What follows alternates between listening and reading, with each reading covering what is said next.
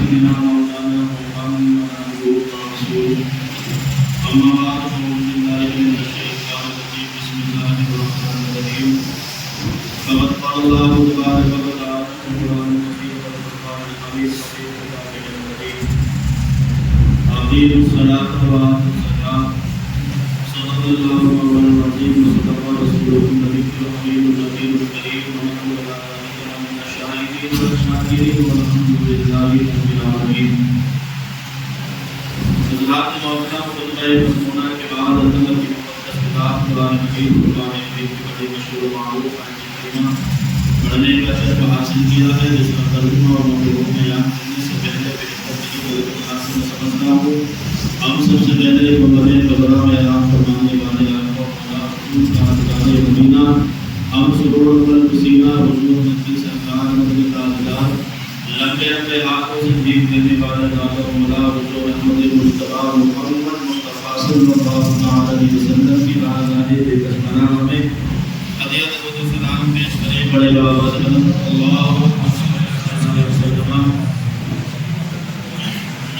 محمد صلی اللہ علیہ وسلم صلوات و سلام علیک یا رسول اللہ صلی اللہ علیہ وسلم. نبی تعالی نبی پر مرتبہ جو فرمانے اللہ محمد صلی اللہ علیہ وسلم محمد صلی اللہ علیہ وسلم صلوات و سلام علیک یا رسول اللہ صلی اللہ علیہ وسلم. حضرات محترم، یہ ماہ مبارک رمضان مبارک ہم سے بڑی تیزی کے ساتھ گزرا ہوتا چلا جا رہا ہے، اور در حقیقت میں بات یہ ہے کہ ہم وہاں اس مہینے کی عبادت کا حق ادا نہ کر سکے، اور دھیرے دھیرے یہ مہینہ ہم سے رخصت ہونے کو ہے. 3 عشرے اس مہینے کے ہیں، شروع کا رحمت کا ہے، دوسرا عشرہ جو ہوتا ہے وہ مغفرت کا، تیسرا نجات کا. 2 عشرے مسلسل، دوسرا عشرہ بھی پورا ہونے والا ہے، تیسرے عشرے کے اندر ہم وہاں قدم رکھنے والے ہیں.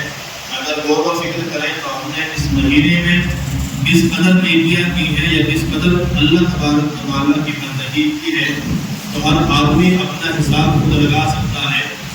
میں اپنے ہی بارے میں بتا سکتا ہوں، کسی اور کے بارے میں نہیں بتا سکتا، اور یہ کام ہمارا ہے کہ نہیں، نہ ہمارا ہے نہ آپ کا ہے. مگر آج دیکھا جائے تو لوگوں کے اندر یہ چیز زیادہ پائی جاتی ہے کہ فلاں نمازی ہے، فلاں بے نمازی ہے، فلاں یہ کرتا ہے، فلاں وہ کرتا ہے. ان سب چیزوں سے ہمیں دور رہنا ہے. ہمیں صرف اور صرف کرنا کیا ہے؟ ہمیں کرنا ہے اللہ تبارک و تعالیٰ کی بندگی کرنی ہے، تو کام کرنے ہیں جس سے اللہ اس کے رسول راضی ہو جائیں.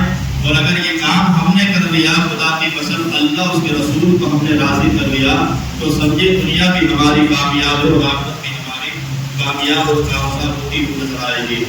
میں نے جو آیت کریمہ پڑھی ہے، رب تبارک و تعالیٰ اس میں ارشاد فرماتا ہے اقیموا الصلاۃ وآتوا الزکاۃ، یعنی نماز کو قائم کرو اور زکوٰۃ ادا کرو اور زکوٰۃ دیتے رہو. یعنی زکوٰۃ اگر 100 روپے ہے تو اس میں 2.5% اپنے پاس سے نکالنا. اللہ تبارک و تعالیٰ نے یہ ہم پر کیوں عائد کیا؟ کیوں ان لوگوں پر عائد کیا جن کو مال اللہ نے دیا، اور دینے کے بعد ان پر یہ حکم اللہ تعالیٰ نے لگا دیا کہ وہ لوگ اپنے مال میں سے زکوٰۃ دیں تاکہ ان کے مال کو پاک کر دیا جائے. اللہ اکبر. یہ بات ہماری ہے تمہاری ہے نہیں ہے، نہ ہمارے تمہارے آقا کی ہے، یہ بات اللہ کے قرآن کی ہے. اللہ نے خود کہا.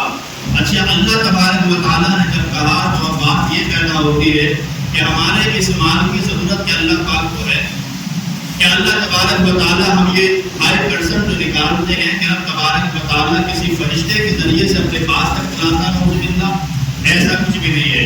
اچھا، یہ زکوٰۃ اللہ تبارک و تعالیٰ نے رکھی کیوں ہے؟ اس کی وجہ کیا ہے؟ یہ کیوں یعنی مالداروں کے اوپر یہ زکوٰۃ رکھی گئی؟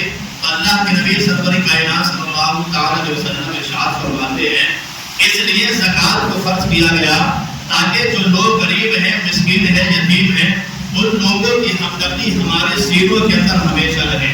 کوئی غریب ہے تو اس کی ہمدردی ہمارے سینوں کے اندر رہے. یعنی اگر کوئی غریب ہمارے یہاں آ کر کے دروازہ کھٹکھٹائے تو ہمیں فخر نہیں کرنا چاہیے، اللہ کا شکر کریں اور کہیں مولا تیرا نام شکر ہے کہ تو نے ہمیں دینے والا بنایا ہے نہ کہ لینے والا بنایا ہے. یعنی اللہ یہ چاہتا ہے کہ ہم اپنا مال دے کر کے اپنے مال کو پاک کریں. جائیں. اچھا یہ مال کی بات اللہ کے نبی نے ارشاد فرمائی، پر اللہ کا قرآن دستے پارے کے اندر کہتا ہے وَتُطَهِّرُهُمْ وَتُزَكِّيهِمْ، یعنی اللہ فرماتا ہے کہ اللہ تبارک و تعالیٰ زکات دینے والوں کے مال کو بھی پاک کرتا ہے، اور جو زکات ادا کرتا ہے اللہ اس کو بھی پاک فرما دیتا ہے. یہ اللہ کا قرآن کہتا ہے. اللہ اکبر. اب یہ بات جب یہ بات بڑھ گئی اور میرے آقا نے فرما دیا کہ مالدار لوگ اپنی زکات ادا کرتے ہیں تو وہ اپنے مال کو بھی پاک کرتے ہیں، اپنی ذات کو بھی پاک کر لیا کرتے ہیں. جب یہ بات پھیلی اس زمانے کے اندر، یہ آج کا زمانے کی بات نہیں کرتا، مصطفیٰ کے زمانے کی بات کرتا ہوں. میرے آقا کے زمانے میں جب یہ بات پھیلتی ہے، ایک عراقی گاؤں میں جب سنتا ہے مصطفیٰ کا غلام تھا، دوڑتا ہوا حضور کی بارگاہ میں آتا ہے. آنے کے بعد عرض کرتا یا رسول اللہ، اللہ نے جو یعنی زکات کا حکم ہم پر جو عطا کیا ہے لوگوں پر، یعنی جن پر مال ہے وہ مال دے کر کے اپنے مال کو بھی پاک کرتے ہیں، اپنے جسم کو بھی پاک کر دیتے ہیں، مگر ہم تو غریب ہیں، ہمارے پاس تو صدقہ کرنے کے لیے کوئی چیز ہے نہیں. تو مولا یعنی میرے آقا ہم اس چیز سے محروم رہ جائیں گے، ہم اس چیز سے تو بہت محروم ہیں کہ ہم اپنی ذات کو پاک کیسے کریں. اللہ اکبر. میرے مصطفیٰ نے جب یہ سنا ان لوگوں کے سوال دیکھے سوال کیسے ہوتے تھے اور آج ہمارے سوال کیسے ہوتے ہیں. عرض کرتے یا رسول اللہ مالدار جب زکات دیتے ہیں تو پیسہ دے کر کے مال کو بھی پاک کرتے ہیں، اپنی ذات کو بھی پاک کر لیا کرتے ہیں، مگر میرے آقا ہم تو غریب ہیں، ہمارے پاس تو صدقہ کرنے کے لیے روپیہ بھی نہیں ہے، ہمارے پاس تو صدقہ کرنے کے لیے کھجوریں تک نہیں ہے، ہمارے پاس تو کچھ بھی نہیں ہے، تو ہم اپنے جسم کو پاک کیسے کریں. اللہ کے نبی کی حدیث سنیں، میرے آقا کا فرمان سنیں. یہ 2.5% زکات دینا یہ کوئی اللہ اکبر ایسا نہیں کہ اللہ تبارک و تعالیٰ نعوذ باللہ خود دیتا ہے. یہ لوگوں کی ہمدردی ہمارے سینوں کے اندر جگانا چاہتا ہے. اللہ وہ دیکھنا چاہتا ہے کون مومن ہے اور غریب لوگوں سے کتنی محبت کرتا ہے. مگر اللہ کے نبی نے جب یہ سوال اس عرابی کا سنا تو میرے آقا ارشاد فرماتے ہیں اے عرابی سن لو، میں بتاتا ہوں مالدار اپنا مال دے کر کے اپنے زکات کو اپنے مال کو پاک کرتے ہیں، اپنی ذات کو پاک کرتے ہیں، مگر جو غریب ہیں جو غربا ہیں جن کے پاس دینے کے لیے کچھ نہیں ہے، میرے آقا ارشاد فرماتے ہیں وہ اپنے مومن بھائی سے مسکرا کر کے بات کر لے، اللہ اسے صدقے کا ثواب عطا فرماتا ہے، صدقے کا ثواب عطا فرماتا ہے. ہم نے مسکرانا چھوڑ دیا ہے، ہم نے دوسرے کو دیکھ کر کے ہنسنا چھوڑ دیا ہے، ہم نے دوسرے کو دیکھ کر کے اللہ اکبر اپنے دلوں کے اندر بدگمانیاں پیدا کرنا شروع کر دی ہے. آج حالات کون سے ہیں؟ آؤ مصطفیٰ کے زمانے میں لے کر کے چلتا ہوں. میرے آقا کے ایک صحابی ہیں جن کا نام حضرت ابو ہریرہ رضی اللہ تعالیٰ عنہ ہے. یہ ایسے صحابی ہیں میرے آقا کے کہ سب سے زیادہ حدیثیں اگر کسی سے روایت ہے تو وہ حضرت ابو ہریرہ ہیں. اللہ اکبر. حضرت ابو ہریرہ فرماتے ہیں یعنی میرے آقا کے زمانے میں بھی لوگ زکات نکالتے تھے، مگر ان کا زکات نکالنے کا انداز الگ تھا، ان کا خیرات کرنے کا انداز الگ تھا. ان کا الگ کیا انداز تھا؟ یہ انداز تھا کہ جتنے بھی زکات نکالنے والے لوگ تھے وہ سارا کا سارا مال ایک جگہ لا کر کے اکٹھا کر لیا کرتے تھے. یعنی ہر آدمی اپنی پرسنل زکات نہیں نکالتا تھا، جتنی زکات ہوتی مصطفیٰ کی بارگاہ میں لا کر کے جمع کر دی جاتی تھی. یعنی بہت سارا مال اکٹھا ہو جاتا تھا زکات کا اور خیرات کا مال اکٹھا ہوتا، پھر وہاں کوئی بھی غریب آتا اس کو عطا کر دیا جاتا اور اس کو اتنا عطا کیا جاتا تھا کہ آئندہ سال وہ اسے مانگنے کی ضرورت نہیں ہوتی تھی، وہ دوسروں کو دینے والا بن جایا کرتا تھا. مگر آج کل کا تو مانگنے والوں کا حال بھی الگ ہے. ان کا یہی رویہ ہے ملے کتنا بھی ہر سال ہمیں تو مانگنا ہی ہے، مگر وہ دل میں یہ خیال نہیں کرتے مولا اس سال ہمیں تو اتنا دے، اگلے سال ہم لوگوں میں خیرات کرنا شروع کر دے. اگر یہ ذہن بنائے تو خدا کی قسم یہ معاشرہ بدل سکتا ہے. مگر اس زمانے کے اندر جب خیرات کا وہ سامان اکٹھا ہوا تو حضرت ابو ہریرہ رضی اللہ تعالیٰ عنہ بیان فرماتے ہیں وہ مال جب اکٹھا ہو گیا تو میرے آقا نے میری یعنی یہ ذمہ داری لگائی کہ رات کو اس مال کی ذمہ داری تمہاری ہے، دیکھ بھال تم کرو گے، یہاں کوئی چور نہ آئے، اس کو کوئی چرا کر کے نہ لے جائے، یہ غریبوں کا حق ہے. ابو ہریرہ رضی اللہ تعالیٰ عنہ بیان فرماتے ہیں میں اس کے لیے یعنی پہرا دیتا تھا، میں رات بھر کھڑا رہتا تھا، مگر جب میں نے رات کو پہرا دیا اس یعنی اس غلے کا اس کھجور کا جو بھی وہ زکات یا خیرات اکٹھا ہوا تھا اس کا ابو ہریرہ رضی اللہ تعالیٰ عنہ بیان فرماتے ہیں میں اس کا پہلا دے رہا تھا، جب رات کا آخری پہر آتا ہے 1 یا 2 بجے کا ٹائم آتا ہے تو حضرت ابو ہریرہ رضی اللہ تعالیٰ عنہ بیان فرماتے ہیں کوئی چور آتا ہے اور آنے کے بعد اپنی یعنی ایک بستر یعنی رومال بچھاتا ہے، اس میں سے کچھ کھجوریں بھرنا شروع کر دیتا ہے،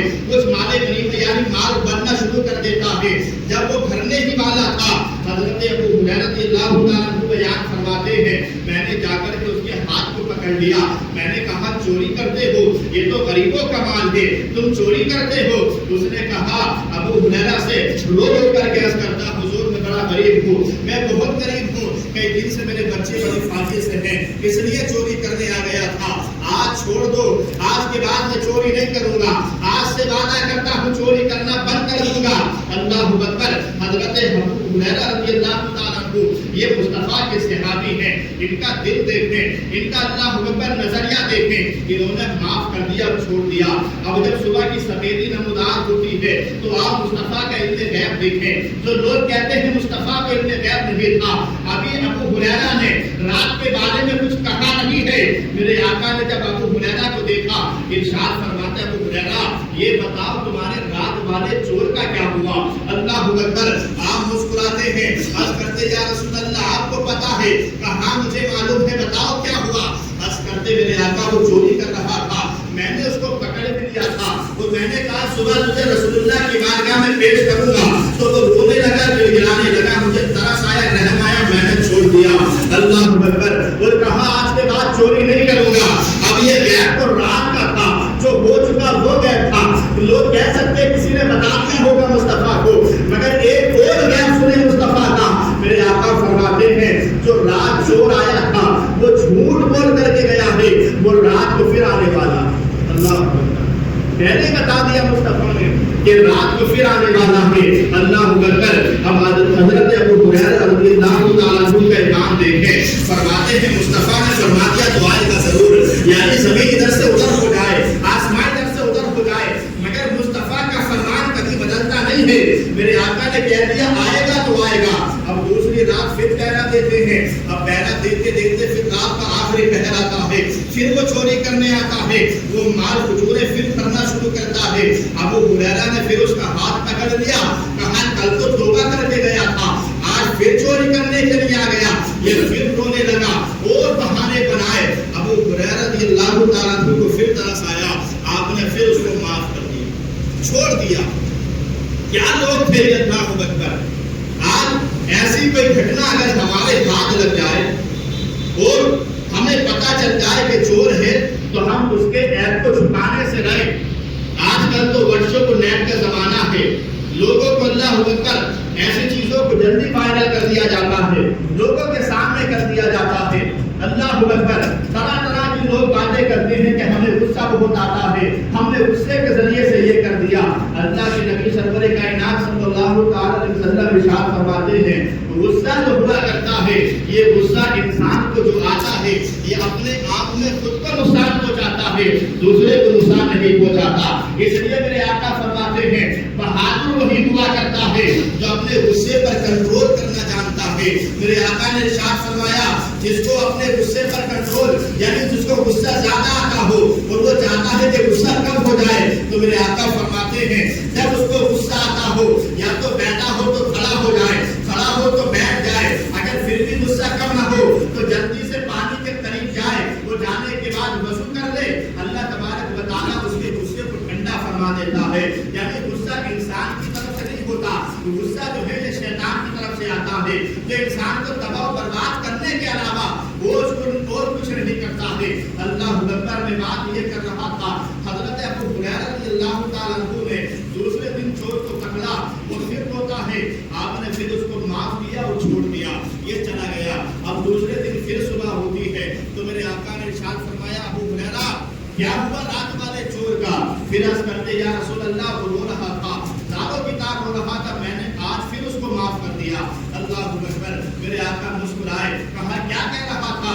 کہا حضور یہ کہہ رہا تھا کہ آج کے بعد چوری نہیں کروں گا، آج پکا وعدہ کر کے جاتا ہوں۔ غیبدار نبی میرے ساتھ فرماتے ہیں وہ جھوٹا تھا، جھوٹ بول کے گیا ہے، آج رات کو وہ پھر آنے والا ہے۔ کیسا عجیب چور ہے، پکڑا دوبارہ مگر بار بار آتا ہے۔ اللہ اکبر، تیسری رات جب آتی ہے تو حضرت ابو ہریرہ رضی اللہ تعالیٰ عنہ کو پکا یقین تھا کہ جب حضور نے فرما دیا تو آج بھی آئے گا۔ آپ پھر اس کا انتظار کرتے رہے۔ آپ نے پہر جب آیا رات کا، پھر یہ چوری کرنے کے لیے آیا تو اس نے جب مال کرنا شروع کیا تو ابو ہریرہ نے اس کے ہاتھ کو پکڑ لیا، کہا 2 دن سے وعدہ کر کے جاتا ہے اور میں تجھے چھوڑ دیتا ہوں، اب میں تجھے نہیں چھوڑوں گا، اب تو میں تجھے حضور کی بارگاہ میں پیش کر کے ہی رکھوں گا۔ اللہ اکبر، حضرت ابو ہریرہ رضی اللہ تعالیٰ عنہ سے وہ چور کہنے لگا، کہتا ہے ایک بات بتاؤ، اگر میں تمہیں کوئی وظیفہ بتا دوں، اگر کوئی وظیفہ تمہیں دے دوں تو بتاؤ مجھے معاف کرو گے یا نہیں کرو گے؟ کیسے لوگ تھے ان کو وظیفے سے اور قرآن کی آیتوں سے کتنی محبت تھی۔ کہا بتاؤ کیا وظیفہ ہے؟ کہا ایک وظیفہ ہے، میں بتا دیتا ہوں، اگر بتاؤں تو بتاؤ، پھر مجھے معاف کرنا ہوگا، مجھے چھوڑنا ہوگا۔ کہا ٹھیک ہے، چھوڑ دیا جائے گا۔ حضرت ابو ہریرہ رضی اللہ تعالیٰ عنہ بیان فرماتے ہیں، یہ یعنی بتایا چور نے ابو ہریرہ کو تھا، اور یہ وظیفہ ہمارے تمہارے کام کا بھی ہے، ہم بھی اس وظیفے پر اگر عمل کر لیں گے تو خدا کی قسم ہمیں بہت فائدہ ہوگا۔ وہ چور کہتا ہے ابو ہریرہ تم رات بھر اس مال کی رکھوالی کرتے ہو، اس کی ضرورت نہیں پڑے گی اگر تم اس وظیفے پر عمل کرو گے۔ کہا وظیفہ بتاؤ؟ کہا وظیفہ یہ ہے کہ جب تم رات کو بستر استراحت پر لیٹو اور سونے کے لیے جب جاؤ تو 3 مرتبہ آیت الکرسی پڑھ لیا، اور آیت الکرسی پڑھ کر کے تم سو بھی جاؤ تو تمہارے مال کی حفاظت جو ہے اللہ کے فرشتے آ کر کے کریں گے، کبھی تمہارا مال چوری نہیں ہوگا۔ اتنا سنا ابو ہریرہ نے اس کو معاف کر دیا، ایک وظیفے کے لیے معاف کر دیا۔ اللہ اکبر، کیسے لوگ بھی یہ۔ پھر آج جب صبح کی سویری نمودار ہوئی، میرے آقا بیان فرماتے ابو ہریرہ کیا آیا؟ رات والے چور کا حضور آیا تو تھا، آپ نے کہا تو آیا تھا، مگر اس نے مجھے ایک وظیفہ بتا دیا، وظیفے کے عوض میں نے اس کو چھوڑ دیا۔ تو میرے آقا فرماتے بہت بڑا والا جھوٹا تھا، وہ بہت بڑا جھوٹا تھا، مگر جو بات کہہ کے گیا وہ سچی بات کہہ کے گیا ہے، یعنی وظیفہ سچا کہہ کے گیا۔ کبھی کبھی ایسا بھی ہوتا ہے، بڑے سے بڑا جھوٹا انسان بھی بڑی اچھی بات کر جاتا ہے۔ اللہ اکبر، یہی شیطان یعنی اس چور کا معاملہ تھا۔ میرے آقا فرماتے جھوٹا تو بہت بڑا تھا مگر بات بہت سچی کہہ کے گیا ہے، یعنی یہ ساری دنیا کو پیغام دیا امت محمدیہ کو کہ رات کو جب بھی سویا کرو آیت الکرسی پڑھ کر کے سو جایا کرو، تمہارا مال کبھی چوری نہیں ہوگا، کبھی چوری نہیں ہوگا۔ تو حضرات محترم، اللہ تبارک و تعالیٰ نے جو کلام بلاغت کے اندر ارشاد فرمایا، اقیموا الصلاۃ وآتوا الزکاۃ، نماز کو قائم کرو اور زکات ادا کرو، تو آپ دیکھیں سب سے پہلے اسلام کے اندر اللہ نے کلمے کو رکھا ہے، کلمے کے بعد پھر نماز ہے، اور نماز کے بعد اللہ تبارک و تعالیٰ نے زکات کو رکھا ہے۔ جو انسان اپنے مال سے زکات نہیں نکالتا تو اللہ تبارک و تعالیٰ اس کی نمازوں کو بھی قبول نہیں فرماتا۔ مال کو پاک کریں گے تب آپ عبادت کریں تو اللہ تبارک و تعالیٰ اس کی عبادت کو قبول فرما لیا کرتا ہے۔ یعنی زکات جو ہے یہ مال کا میل ہوا کرتا ہے، اور جو اپنے مال کو پاک کر لیتا ہے اللہ تبارک و تعالیٰ اس کے گھروں کے اندر سے تمام یعنی بلاؤں کو اور بیماریوں کو اللہ تبارک و تعالیٰ ختم فرما دیتا ہے۔ آج اللہ اکبر پر دیکھیں طرح طرح کی بیماریوں میں لوگ مبتلا ہیں، تھوڑے تھوڑے پیسے انسان اگر جمع کرتا ہے تو کئی ڈاکٹروں پہ دیتا ہے، کئی دیتا ہے۔ آپ دیکھیں دوائی ڈاکٹر دیتا ضرور ہے مگر شفا کبھی دوائی میں نہیں ہوتی، شفا کبھی دوائی میں نہیں ہوتی ہے۔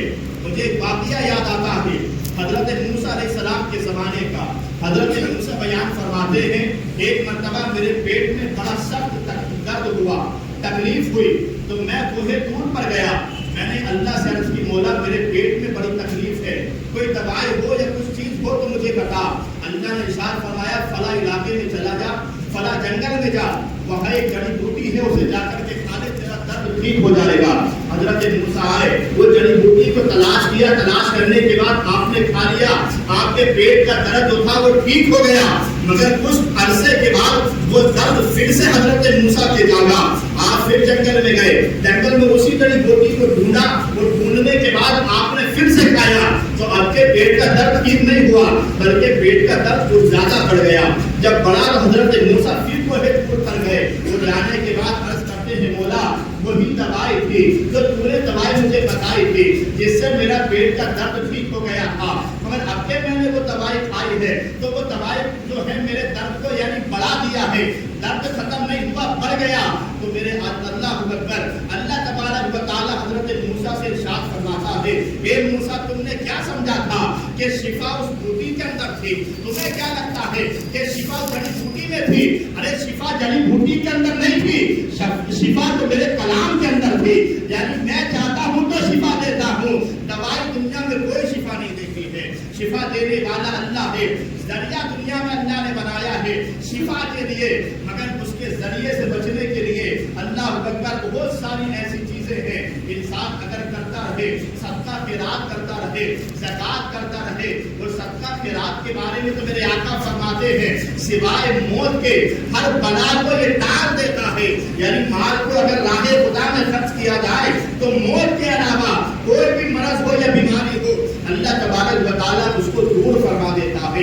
یہ بہت ساری تاثیریں ہیں، بہت ساری چیزیں ہیں، مگر وقت کی قلت ہے میں ساری چیزیں آپ کے سامنے بیان نہیں کر سکتا. اللہ نے جو ارشاد فرمایا اقیموا الصلاۃ وآتوا الزکاۃ، نماز کو قائم کریں اور زکات کو ادا فرمائیں. یعنی زکات لوگوں میں دیں، جو غریب ہے، جو حق رکھتے ہیں زکات لینے کا، ان کو زکات دیں. حضرات محترم، دوسری بات یہ ہے کہ ماہ مبارک کا یعنی رمضان مبارک کا یہ جو آج دوسرا عشرہ چل رہا ہے، تیسرے عشرے میں سرکار مصطفیٰ صلی اللہ تعالی علیہ وسلم اعتکاف فرمایا کرتے تھے 10 دن کا. مسجد کے اندر 10 دن کا اعتکاف فرماتے میرے آقا سرور کائنات صلی اللہ تعالی علیہ وسلم.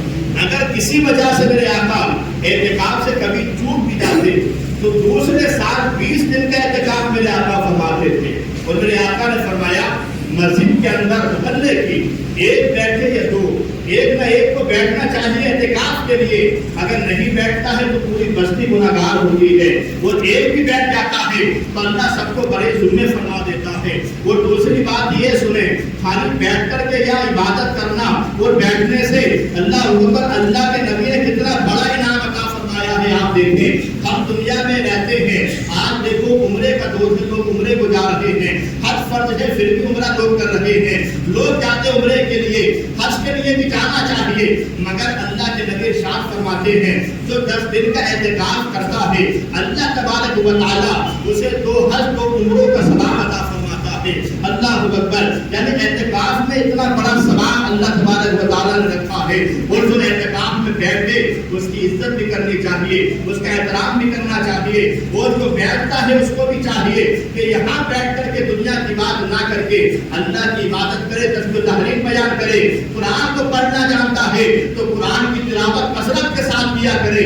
وہ لوگ کہتے خدا کی قسم جب اعتکاف میں لوگ قرآن بیٹھتے تھے بزرگان دین تو 10 دنوں کے اندر کم سے کم 10 قرآن پاک کو مکمل فرما دیا کرتے تھے. وہ سوتے نہیں تھے، قرآن پاک کی تلاوت کیا کرتے تھے. حضرات محترم، کہنے کا مقصد یہ ہے یعنی اس آخری عشرے میں 20 تاریخ کی شام سے آپ حضرات میں سے کوئی بھی مسجد میں اعتکاف کرے، اگر نہیں کریں گے تو پوری بستی گناہگار ہوگی.